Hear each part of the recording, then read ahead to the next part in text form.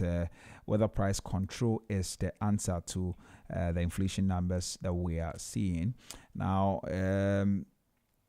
today we are diving in straight into a very important question that is on everyone's lips. Why, even as inflation drops on paper, do prices still pinch in our pockets? Now, some say the solution is simple: control prices of essential goods, and others warn that such measures can actually backfire, creating shortages, black markets, and even higher costs down the line. And so today we're trying to unpack this with with an economic policy analyst. His name is Ebenezer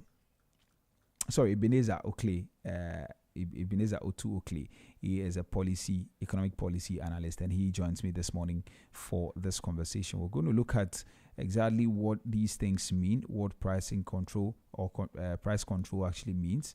We'll touch on a few other things also, and he's going to help us understand what really drives prices in Ghana, what works, what doesn't, and what options we have. And so if you've ever wondered why your groceries, your fuel, or your transport costs never seem to match the statistics, please, this is a conversation you want to stay for. Eben, good morning. Welcome to the Business Breakfast on Z. Hello, good morning. Can you hear me? Yes, I can hear you. How are you doing? I'm doing good. Yourself? Yeah, I'm doing very well by God's grace. Thanks so much for making time to join us this morning.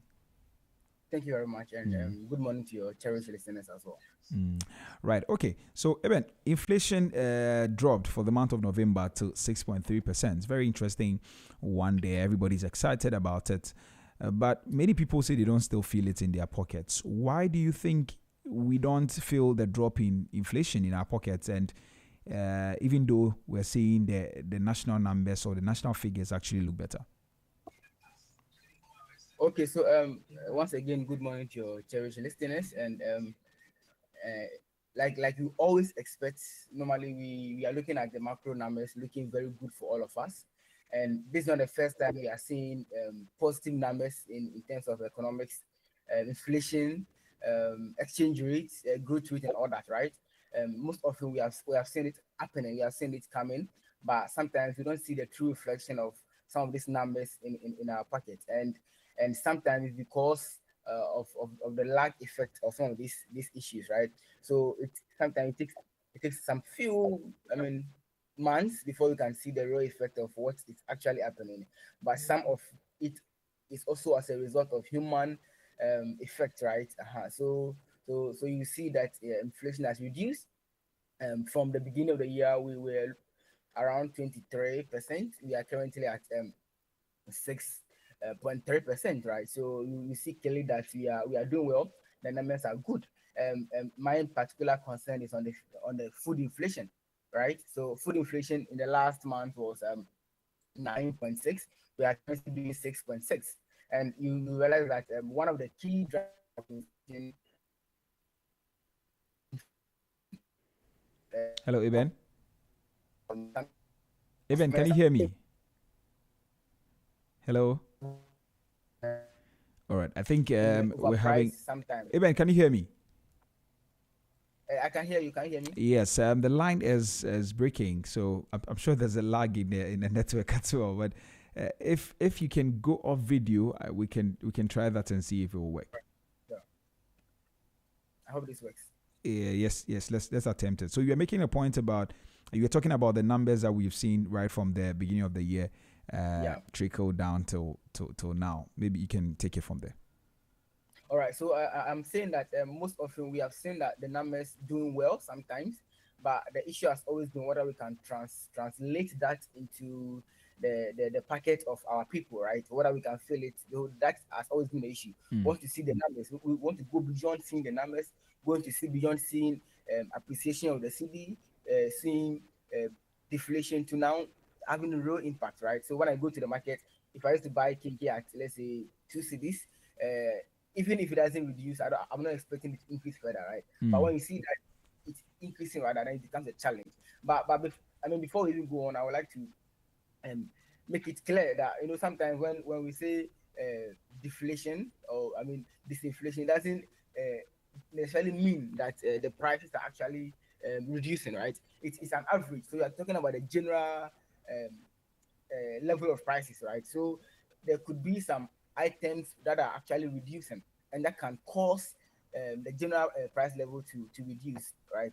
Some items also may be increasing, but the general level we are seeing that there is disinflation. So prices may be going up, but maybe the rate at which they are going up has actually reduced, right? So if you look at the some of the items that the Ghana Statistical Service mentioned, they mentioned some few items that are causing inflation, and some of them that are also causing the disinflation, right? So our challenge, like I said earlier, our challenge has been getting the right numbers, and not just that, but also being able to reflect that in the market, in the pocket of our people. And my particular concern, like I was saying earlier before the line started me giving, was the fact that our key issue has been on food, right?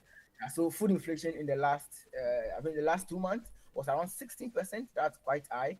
We came down to about 9.3%, right? And we are currently doing 6.6. So obviously we are doing quite well. We are doing well, but then we can also do more. Now you were asking why we don't see the reflection, and I'm saying that sometimes it's because of the lack effect of some of these things. Some are also as a result of human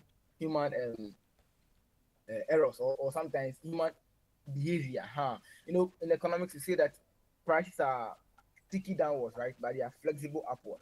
So for the market woman, he or she is always willing to increase prices, right? Because they are flexible upward. But when it Mm. comes to reducing it, they are a bit hesitant in doing so. Yeah.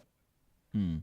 I see you talk about two major things that could be driving this. And you talk about lag effect and the human behavior. Now, we, right from the beginning of the year, we began to see things cool off a bit. And Yeah. one of the things economists and economic analysts like yourself said was that I mean, we're not going to see the impact very soon because of the lag effect. It's been over a year. I mean, it's been almost a year. Yeah. And we're still not seeing it, and we're still talking about lag effect. Some people think that it is not true. What do you have to say to them? Yeah. So for the mere fact that, you see, in the beginning of the year, we're talking about lag effect, and inflation was 23%, and now we are still talking about lag effect, and it's now 8%. It tells you that something is happening. You understand? So there are some few items that I've seen a reduction, especially cooking oil, rice. We're talking about electrical appliances, right? And those ones, we have seen reduction in those ones, right? So maybe there are some few ones that we are not really seeing the effect, which we are expecting that happens very soon. I understand when people say that, okay, we should institute some level of some central governance control over prices, in setting prices at a particular level, right? But like you mentioned clearly in the beginning of the discussion, that also have its own effect. So We'll for talk the fact about. that we were around 23%, Mm. and we are now 8%, it tells you that we are moving, right? We are doing well. But we are I can tell moving. you Even. the Ghana service is not cooking the numbers. We are seeing some small improvements, right? So we would get there to see a general effect on goods and services. Mm. Right. You're saying we're making some progress, but like I said, people are saying that the progress is only in the numbers. They don't quite see it when they go to the market. But you talk about human behavior. What maybe you can throw some more light. What do you mean by that? Yeah, so what I mean by human behavior is what I explained earlier to mean that as economic beings, we try to be as rational as possible.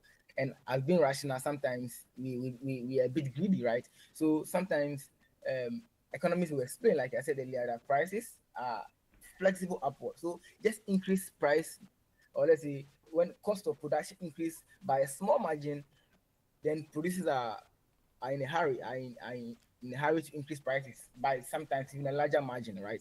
But when we see a reduction in prices, they are a bit careful, they are a bit reluctant and all that, right? So it's either they maintain it there, or they will even they don't have to do anything about it at all. But the issue is that when we see the cost of production reduced at least a very large margin, at least we should try to also sympathize with our consumers and reduce price a bit. But we don't see that happening. For Mm. instance, last week or so, there was a communique from the National Farmers Association or so, where one one member or executive member was saying that we currently have egg glut, right? There's so much egg in the market Yeah, or in their farms that they're not getting people to buy. Meanwhile, when it comes to the market, the price of eggs have still not reduced. exactly.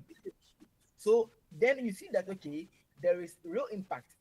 So we can say that okay, for the government side or for the farmer side, they may be doing their part, but for the items to now reach the market and the market women or men reduced or refused to reduce the prices, then that creates an artificial inflation when that is not actually the problem. Because when the Ghana Statistical Service is calculating the inflation, they don't just go to one market, they go to the farm, they go to all these places, and they look at the basket, right? And they make their decision with that. So the numbers would show the true inflation. But when you go to the market and then some of these things are happening, it creates the challenges, right? So that's what I'm saying. That is sometimes the human behavior that you want to gain so much advantage, you want to earn so much, right? And that creates the distortion in the market.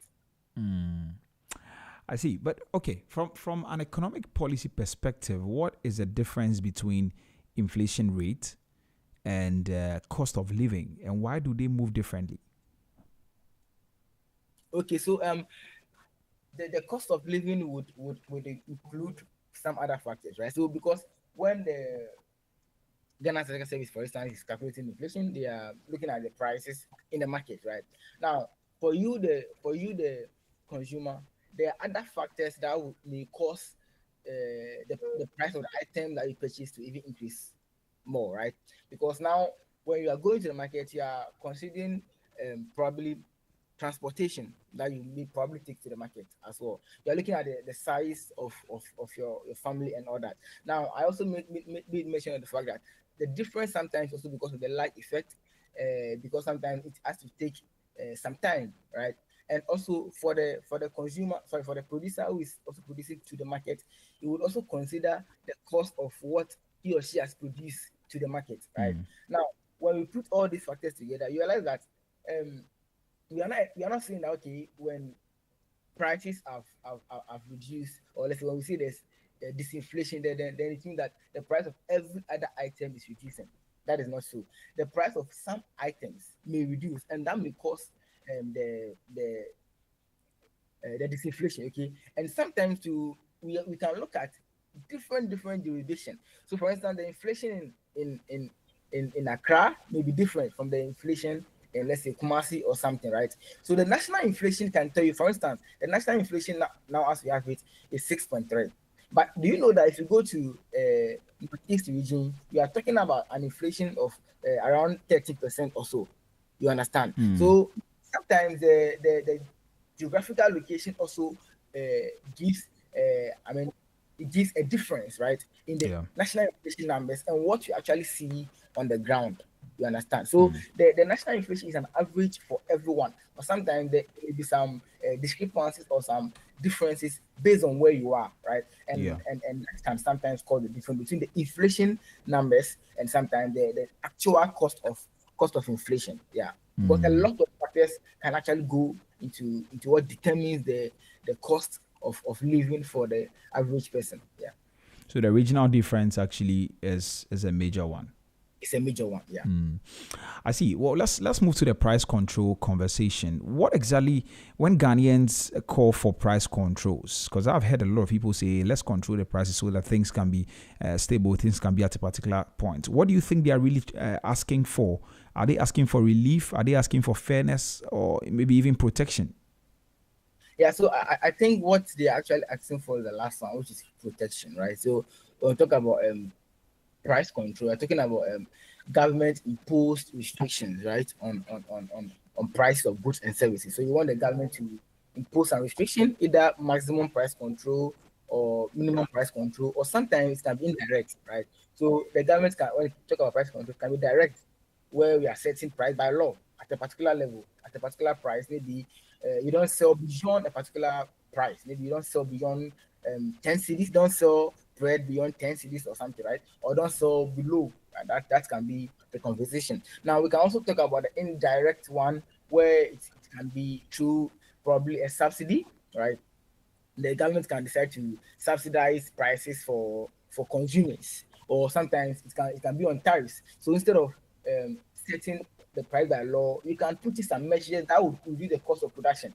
That can be one, the subsidy, one, tariffs at the ports. You can reduce tariffs, and that would give some relief to producers, and that if they are lenient enough, which they should, then they can translate that into the price of the goods and services, right? So if people are asking for price control, they are actually asking for protection, which is something that sometimes we do, right? But the difficult part will be when you want the government to control the price at the various markets, right? Let's say you go to the market or you go to a shop and you want the government to be able to control prices, right? That would be difficult, right? And in fact, economists have also explained that sometimes price control can also create some distortions in the market, right? It can create some distortion, because it means that it can force those who are selling to also hoard their good, not bring it to the market to come and sell, and which will also create another inflation. Because if even if you read the price, right?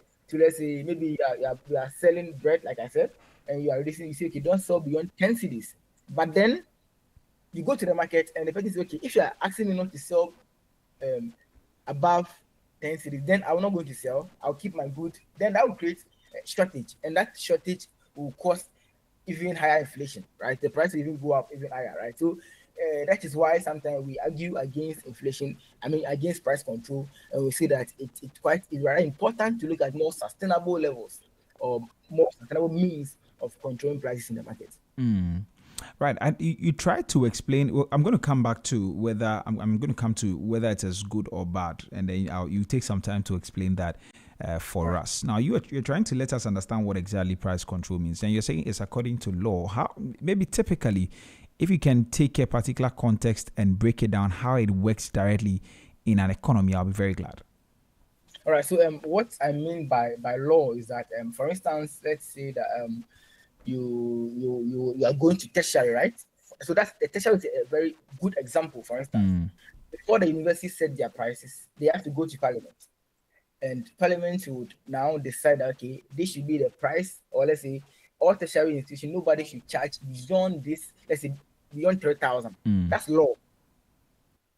And no tertiary institution is supposed to charge beyond the 3,000. That is being said by the Parliament of Ghana. That's law. So if you go anyone beyond that, anything beyond the 3,000 Ghana cedis, then you are breaking the law, right? So that is an example of what I mean by you are setting the prices by law. Okay, so by law, or by legislation, you're not supposed to sell beyond a particular level. And normally when we talk about price control, what comes to people's mind, or almost all of us, is that, okay, you are trying to protect the consumer, but there can be price control measures to also protect the producer, right? Because sometimes they are being exploited. So for a typical example is in the cocoa market, right? For cocoa, sometimes government or the cocoa board try to protect our farmers by setting the prices beyond a certain level, so that they are not exploited in the international market, right? So that is what I mean by setting the price by law, so that anybody who goes or who contravene that can be punished. Yeah. So in a typical situation, what are some of the goods that I mean, prices? I mean, what are some of the goods whose prices will be controlled? Like goods which price can be controlled. Yes. Yeah. So that's something I'm saying typically, like for farm product, for instance, right. So we can see that, let's say a sack of maize, for instance, should not be sold beyond 2,000. I mean, I don't know the price of maize in the market now, but beyond a certain price, right? Now that is price control. And usually at the source, for instance, if you go to the market itself, where we have um, a common market where they are selling this, for that particular, for such a market, it can be easy to enforce such measures, right? But then when the product leaves such market and now come to, let's say, individual, you go to Katamanton, there are different people who are selling meat and all that, then it becomes difficult, because you're gonna have law enforcement agencies at all these levels controlling prices, right? So for instance, rice maize, like jam, all those ones, right? Which are also very essential, like everyday things that we consume. They are things that we can control. That the government can do something like that. But like I said, that also has its negative sides as well. I see. I also mentioned we're going to come to the good and the bad. Now, try to explain. Try to explain to us whether price control is automatically good or bad, or does it even depend on a context or something? Yeah. So like I tried to mention earlier, most economists will actually advise against it, and rather advise that you allow, like you always say, the forces of demand and supply to determine prices in the market. But we normally see the government trying to come into the market, because of the impact and because of the distortions that some of the market women and men create in the market. Now, if you are setting price control, like I said, then you are forcing the sellers to sell at a particular price. Now, if you ask them to do that, one disadvantage is that you may discourage competition in the market. Now, when you do that, then it doesn't help growth, right? In economics, we say that competition is what drives growth, because when producers are in competition, they try to do better, right? Be more innovative Yeah. for the market to grow and even do better, right? Now, when there are such controls, then I don't have to do. I mean, I can do the bare minimum and sell at the price that the government is asking me to sell at, right? Yeah, and that becomes a challenge. So it doesn't actually encourage investment as well. So one doesn't encourage growth, doesn't encourage investment as well. So because why would I invest my money to do something and I don't have the liberal hands to control the prices based on market forces? You see, because if you give the government that chance, they wouldn't do what they are supposed to do, like the making sure that they put some basic structures in place that will drive price down from the supply side, but you want to drive it from the demand side. That becomes a challenge, because from the supply side you are seeing that it's expensive for the producer to bring to the market, but you want to control at the demand side, and then you are discouraging them. Then my investment will go down the drain, and that would be a challenge for me, you see. And also talk about the fact that when you also do that, and I don't want to sell because I think, okay, government is controlling prices now, so maybe that is a temporary measure. So why don't I wait in the next 2 3 months, and then I would rather release my goods to the market, and then when I do that, I can rather sell. And when you do that, that also creates shortage in the market. And when that happens, what you are dreading to happen would then happen, because you are trying to control prices, but their goods are not in the market. And out. So if I go to the market, even though government has told me point blank that, okay, we all know that I don't buy this. I keep on using bread. Don't buy this bread at 10 cedis. I'm not getting it at the market. So when I go and the person tells me that, oh, it's 15 cedis, bring 15 cedis and I'll give you some. I'll give to the person, right? Right. And that will bring about the black market. And now that also means that the market condition or the transactions will not reflect in the GDP, because it's happening in the black market. You Yeah. understand? It's happening by in the black market. Nobody knows what is happening. So these are some of the disadvantages in price control. I see. Are you saying that the disadvantages outweigh the advantages? So I mean that depends. Okay, so you see, when we talk about price control, we have specific price control, we have general price control. You see? So what I'm talking about would best fit general price.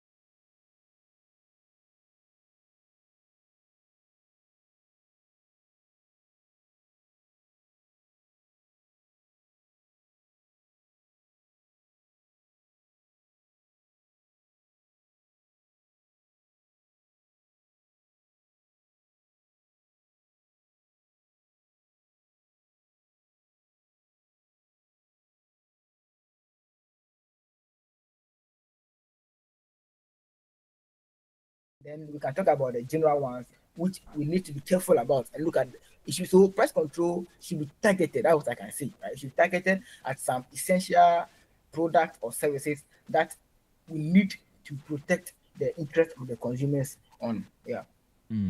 So you're saying that if government must intervene, then it should be the price control model we should use is a targeted or sector specific one, isn't Exactly. it? All right, I'm going to come back to that. We'll talk a bit more about some of the enforcement capacity and all of those things. But let's try to understand a few things. Now, what exactly are the real factors driving high prices in Ghana today? Is it transport? Is it exchange rates, production costs? Okay, so for Ghana, some of the reasons why sometimes we will see inflation or we will see disinflation, right? But then we don't see the real impact in the market. I mean, we've had that talk. One of the things is that sometimes the inflation is imported.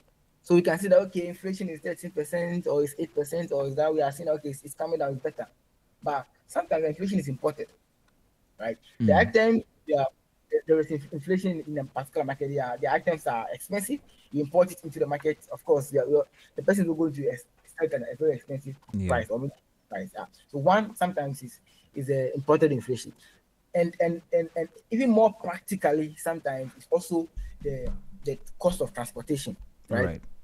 For instance, you know that last month farmers were complaining that they have their product ready at the farms, and they are getting spots. Nobody's buying, nobody's coming by, because sometimes they don't even get the market. So you go to those places, the things are so cheap. It comes to Accra, you go to other places, and it's expensive, right? So sometimes it is even the cost of transporting these goods from where they are to the market where you get to sell them. And sometimes our roads are that bad. You see, and that also causes that. I mean, I've already spoken about sometimes our human behavior and how that causes inflation, right? And also, you see, the cost of production as well. The cost of production. You see, for instance, we are seeing this inflation, but there is going to be utility hike. I don't know whether you have seen that. Yes, in January. Yeah, they are going to talk about increasing utility bill. So then you see, we take one step forward, and sometimes we take other steps backward. Because you have to also take that also into consideration as well, right? So all these factors sometimes come into play, and they cause the high prices that we see. Yeah.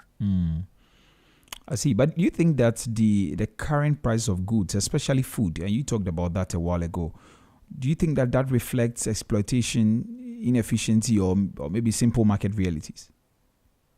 Yeah, so I mean, like I mentioned earlier, one of the key drivers of our inflation has been food, because even when we have seen at some points where inflation was around 18%, sometimes food inflation can be around 40 something percent, right?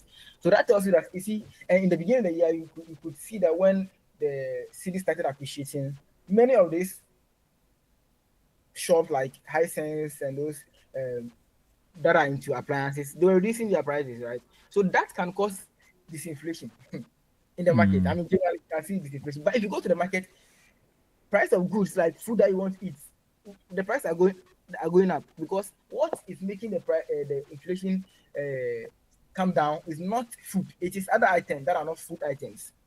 You understand? So food has been the main driver, and like I said, sometimes, I mean, can you imagine that Ghana, we are importing some common food like onion and all those things. They are importing them from Burkina and all of that. Yeah. Sometimes too, it's also caused by our this normal galamsey, right? Because people are converting their farms to doing galamsey, and instead of producing, and all this is happening, right? So food inflation has been a headache for us, but because of the graph we saw recently, we saw that it reduced from 9.6 to about 6.6% or so, right? So like I said, it also shows that gradually food inflation is also coming down, and we need we need to at least caution our market people as well that they need to be considerate. You see, because sometimes even if you don't reduce it, it's important that you make it at least stable at a Yeah. particular point Right. in time. You exactly. But if you go to the market and you see prices are going up, then people are like, I mean, what's happening? What's happening? What's actually like you try to understand. But if you can at least if you don't reduce it because you are saying that you don't want to take a risk, then when you see, let's say, cost of production increase in future too, you don't have to also increase it too much. You understand? Because you are waiting for prices to cost of production to increase and then you also increase. But when it doesn't increase and you have increased, then in let's say 2 3 months time when there's a small increase, at least try and be stable and keep the price at that same level. But sometimes we are not considering it, you see. And that is something that is difficult to control because I mean theory cannot explain that. Yeah. Hmm. I see. Okay. Now let's talk about the historical context. But just before that, let me announce the phone lines in case somebody's listening to us and they may want to join the conversation. You can do so by sending us a WhatsApp on 0544321019, 0544321019. This is Business Breakfast on Z, right here on your lifestyle, leisure, and business platform, Z101.9 FM. With me, Nee Trebi Hammond. And this morning, we're talking about whether price control is a way to go, because a lot of people are beginning to call for that. They are saying that, hey, inflation numbers are down. We're seeing exchange rates do very well. We're seeing the macroeconomic indicators actually post some very good paint some very good picture, but we're not quite seeing that reflect in our pockets. So why don't we just control the prices of things so that we can see everything moving in a particular direction? So that's why we're having this conversation this morning. We're asking whether that is a way to go. What exactly would it take to be able to do that? And so if you just tuned in, please engage us on our social media platforms. Drop a comment. Let us know what you also think on at ZFMGH on Facebook, ZFMGH on Facebook, and also Z Multimedia on YouTube, and we'll read your messages for you. Well, so Eben, let's continue our conversation. Ebenezer Otuokle is an economic policy analyst, and he is my guest for today. Eben, let's continue the conversation. I want us to look at the historical context. Now, I know that Ghana has experimented with price controls before, particularly in the 70s and 80s. What lessons did those periods teach us? Yeah, so there has been some price control in the past, mostly during the periods of high inflation, economic crisis, and shortages, right? In 1960, the 1950s, Kwame Nkrumah tried to put in some mechanism to control inflation, right? And why? There were increasing inflation, increased government spending, because sometimes we want to try and subsidize and all that. I mean, the champion Busi, all of them were concerned about some of these things. And if you remember, one of the reasons why people didn't really like Rollins at the time, or even what is remembered for now, is sometimes because people say that he was that fierce when it comes to price control and asking money to sell at a particular price. So we've had history of price control, which is sometimes not a juicy one, not that people are something that people are happy about, right? Yeah. So it teaches us a lesson that we need to also be cautious when we want to take or put in such measures. We have to make sure that it doesn't affect the ordinary Ghanaian so much, right? Because in the quest of getting some economic recovery in the 1983, when there was is it famine? Yeah, People were famine. not that. All those things came into consideration. So clearly we have had history of price control and how we try to make sure that the ordinary Ghanaian is protected in the way, right? And the impact has always been that it allows us to adjust prices to some market level for goods to reappear on the market, right? And also for us to ensure that we're able to stabilize the price at a point. Yeah, so it's something that we can learn from, and of course, history has always been a point of reference where we pick some key lessons. So going forward, it's important that we look at such consideration. What can we do beyond even price control? What can we do to make sure that we get um, prices at least um, stable to a particular point? Yeah. Right. Still on the ones on what you just talked about. Is Yeah. it a matter of how it was rolled out? Was it, if you can, or if you are aware, maybe you can share with us. Was it targeted? Was it sector specific?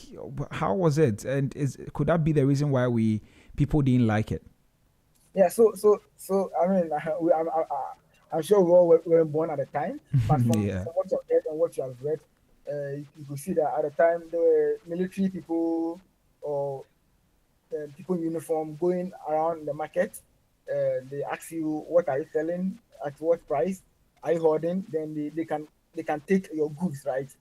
Those are revolutionary days that we don't have to go back to, Mm. right? So even if you want to do any form of price control, I don't think that's the kind of price control that you want to do, where we are going to people's shops, um, forcing them to sell at a particular price, right? That is why whenever you mention price control, sometimes it doesn't, the first impression doesn't really come out well because of such history and all that. So it needs to be more targeted. What happened wasn't targeted like that, like I said, it wasn't more targeted. It was general, where you just go and then look at what people are selling, what they are holding. So sometimes when our mothers were even holding some of the goods in their rooms, I mean, this men in uniform can even enter and take them, right? Yeah. So these are some of the things that we have faced, and we obviously do not want to go back to that.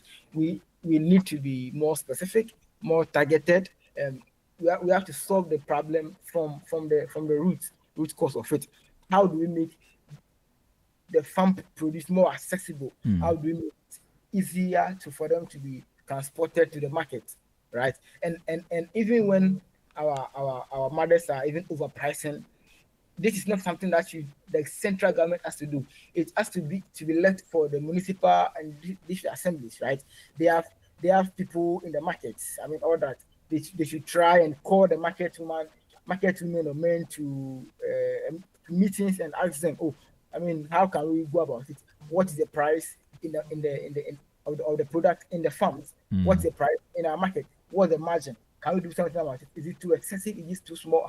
So it's something that can be done through dialogue. So what I would suggest is that even if you want to go to the market, it's not something that the central government has to do. It's something that should be coordinated between farmers and then the municipal assemblies. So when we know, okay, what's the price of the goods from the market, deep from the market, sorry, from the farms, and then they come to the market, and then the municipal assemblies, the market queens, the market kings. I think there's something like that.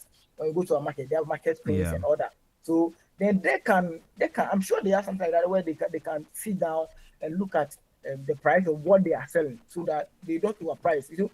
As economic beings, if you don't control us, we want to make the most. I mean, most out of whatever we are selling, make the largest margin as possible. So these are some of the things that we can do. We don't have to to be fierce and I mean, how do you call it, too aggressive about it. We can be more measured going forward. Yeah. Right. Okay. So you believe that the struggles of the past has largely got to do with enforcement, isn't it? Exactly. Yeah. So that also brought up. I mean, I'm sure you heard about. We all know about Kalabule and all those Yeah. black market. Yeah. So that creates problems. It creates artificial shortages, right? Enforcement becomes a challenge. There's control distortion in production and all that. It doesn't encourage investment. Yeah. So that is why we need to be careful going forward. I mean, so that's something that I think the best thing we can do is to engage our market women, right? For instance, when But someone is saying, I'm selling my egg. There are eggs in the market. People are not buying, but we come to the market and they're expensive, right? If I go to the market and instead of buying, let's say, a crate of egg for 65 cedis, and I can now buy it for maybe 30 cedis, I'll buy more than. And that means in a day I can try to eat more than one egg. right. I mean, let's hold health conditions constant. I can try to eat more egg because now they are cheaper. Yeah. You see, But sometimes we don't consider that. We just want to make money and all that. So people just want to make as much returns as possible without considering some of these things. That means you can even sell more and even make more money because the eggs are there. If you don't buy them, they'll go back. You have to bring them to the market to come and sell, and then we can all win at the end of the day. Well, I get the point you're making, but the little challenge I see is that there are people that are selling and they are not in markets. The system about the market women dialogue will be structured to maybe specific markets, say KJTL market, Slaha market, or maybe Agbogloshi. Then there are a number of people there, fixed and all of that. But these days we have people who are selling on streets, on pavements, and all of that. We can't control those ones, because we don't have a structured market. So what do you think? Yeah, so I mean, trust me, even those who sell at the how do you call it, our street, who sell on our street, on traffic lights, if you go there and ask them, there are people there who lead them. Oh, they have leaders there. They have people who, I mean, they know themselves. They have people, I mean, leaders. I mean, now we have a lot of associations and all that, right? So I still think it's a matter of dialogue, and trust me, if the people at the market are able to control their price a bit, or we're able to have that conversation to try and control the price at the market, then those are the streets and also will be forced, right? Sometimes there is a trickle down effect. Sometimes you don't have to go to all these places. We start somewhere, right? We start somewhere, and you see the effect. You see the effect it's happening, and you see people can even start asking questions. If I go to the market and I go and buy, let's say, pure water for 50 pesos, and I come to the roadside and you're selling it for me for, let's say, 1 CD or something, right? I can question you, and that is where I mean, automatically things start changing because now I know the price at the market. I go to the market and I know. So you can start from there, and you can see that even those who are selling on the street would start also abiding by such rules. Yeah. I see. So that's like one alternative to price control. We're going to talk about a few of the other alternatives that there could be, and if you have any other ones you may want to share. But let's touch on what it will look like, or if we are supposed to do, or if we are going to do price control, what that would mean. I know first of all you talked about it should be targeted, it should be sector specific. And you've also mentioned the capacity, maybe the enforcement capacity, trying to relate it to what we've seen in the past. Do you think that are there some other countries that have actually been able to successfully use price control even temporarily without collapsing their production? Because I know that one of the challenges is the collapse of production if you control price. Are there any countries you can mention that have actually been able to successfully do that? Yeah, so I mean, there have been similar things like that. I mean, I mentioned Ghana, for instance. We have done something like that, which of course brought has some challenges. There has been something like that recently in Argentina, because Argentina was also facing some economic challenges just recently.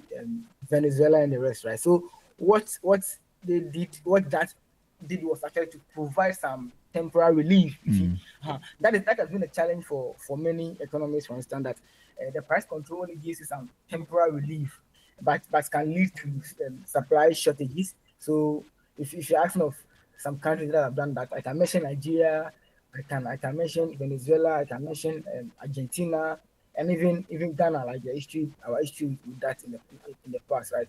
And when there are black markets and all those things which comes as a result of that, sometimes there's even reduction in the quality of the goods in the markets. You see, like I said, in those markets sometimes it has discouraged investments and production. Okay, which has led to long-term supply contractions. You see, so these are some of the things that we need to consider. There has been countries that have done that. Okay? But like I said, the general or the accepted model is that we are moving from the communist form to a more liberal form of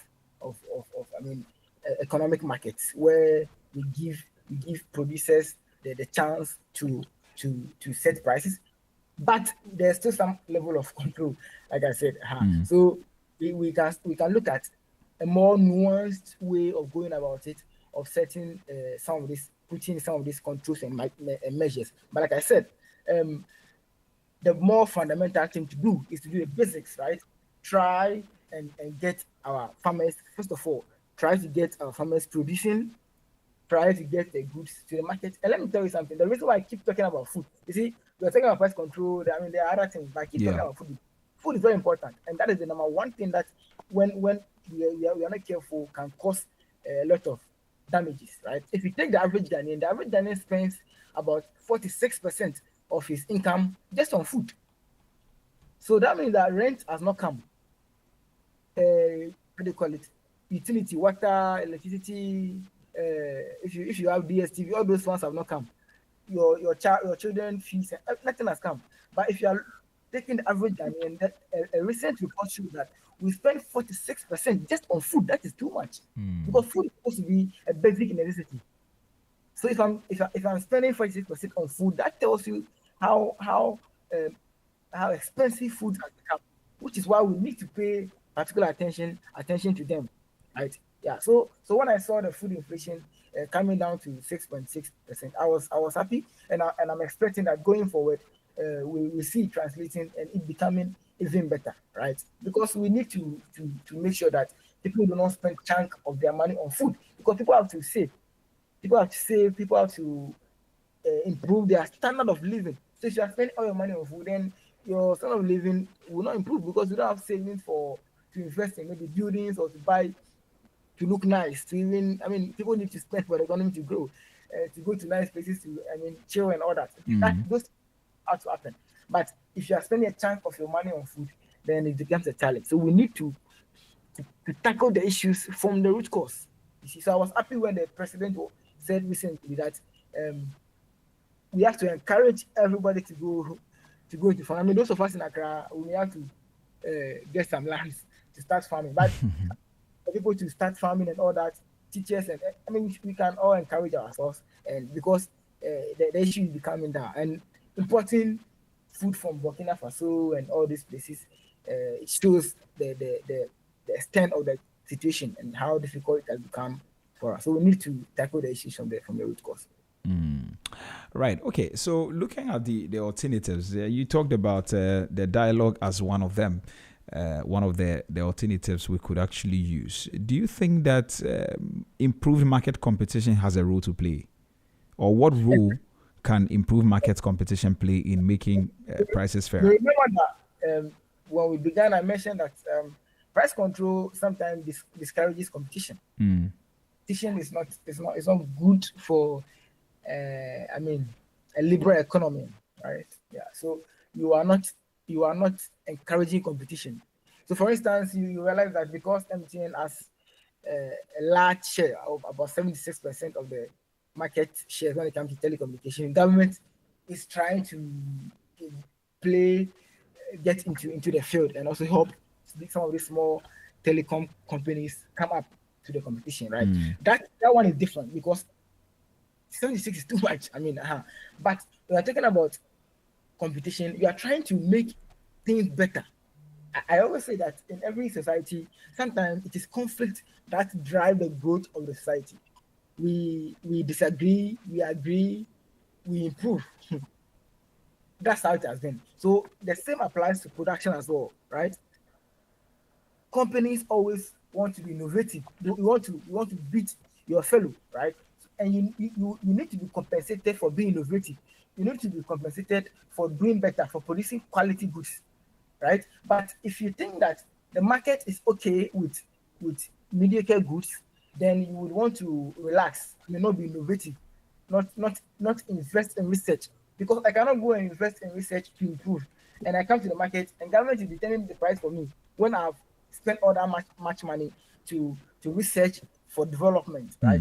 Yeah. For improvement on my product, for instance. So that is the challenge, right? So price control doesn't have a good story when it comes to competition. It needs to be done well because it doesn't encourage competition at all, right?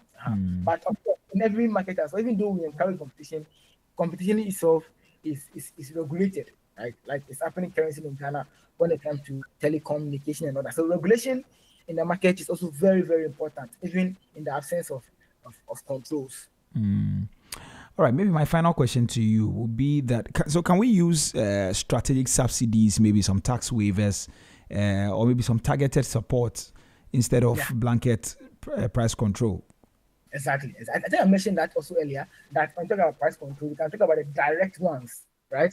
The maximum price control or the minimum price control, right? So maximum price control, don't sell beyond this particular price. Okay, that is to control the consumer, or minimum price control, don't sell below this price, right? To protect the producer. So that is there.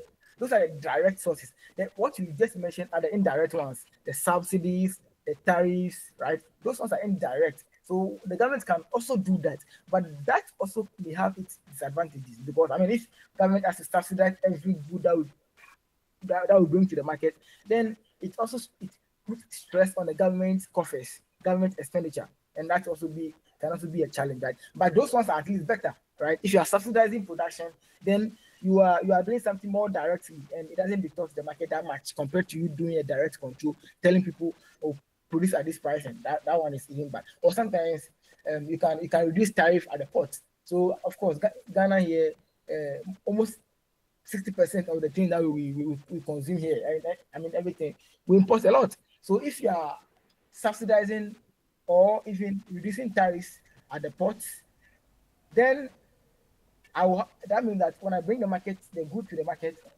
I can sell at a cheaper price, right? And then it will help me, or it will allow me to reduce my prices for the ordinary Ghanaian to also get some relief. Okay, so those ones are things that we can do. So if you ask me, even if you want to control, those ones are the ones that we should go for, such controls which are indirect, like the subsidies and the tariff reduction. Yeah. All right, Eben, thank you very much. I think it's been a great conversation. Thanks so much for joining me this morning. Is there anything you want to say? Maybe something we haven't touched on, you may want to say finally before we go. Oh yeah, so all I would say is that I see the government try to do something. We all see it, but what we can see that we still need to tread a bit cautiously. There are other economies that are doing better in terms of inflation than us. We are currently doing 6.3. Some are doing 3%. But the good thing about ours is that ours is not under a regime that is controlled. We are practicing the inflation targeting regime. So ours is more realistic. It's more flexible, right? So we are doing well. We can do better. Like I said, there is sometimes lack for the prices reflecting on the market. But I believe that if the government is more fiscally disciplined going forward, and we don't get back to our bad manners, I mean, I believe we have repented. Then Right. we can see improvement going forward. We can see us doing better, and there can be good days for Ghanaians going forward. Yeah. All right, Eben, thank you very much. Really grateful that you made time this morning to join me. I'm so grateful. Thank you very much.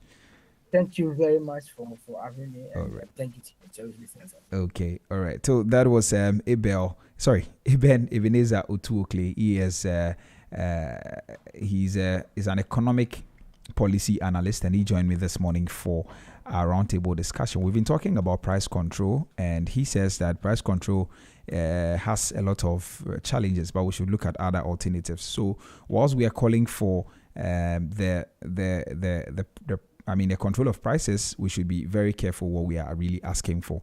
That is basically what he said. But if you miss any part of this interview, you can visit our social media platforms. On Facebook, we are at ZFMGH, and also on YouTube at Z Multimedia. You can play it back and continue to engage us. That's how we wrap up this morning on the Business Breakfast on Z. We're back again tomorrow for more interesting conversations. Until then, please do take care of yourself. And when you think Ghana, think Z. My name is Nitra Bihamon. Up next is The Brighter Side with Jeremy Okorie Amwako.